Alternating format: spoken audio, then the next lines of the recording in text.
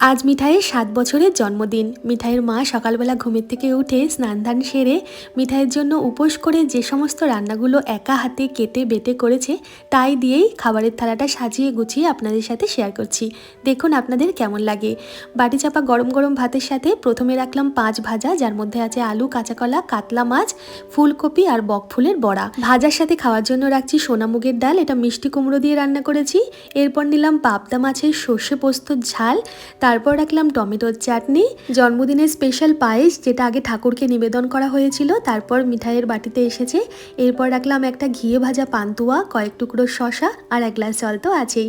আপনাদের কেমন লাগলো আজকের লাঞ্চের থালা জানাবেন। আজ দুপুরের খাবারের থালা বাদেও জন্মদিনের ছোট্ট একটা সেলিব্রেশন নিয়েও খুব তাড়াতাড়ি হাজির হয়ে যাব একটা বড় ভিডিওর সাথে। ততক্ষণ পাশে থাকবেন আর মিঠাইকে 2 হাত ভরে আশীর্বাদ করবেন যাতে ও খুব ভালো থাকে, সুস্থ থাকে, অনেক বড় মনের মানুষ হয়।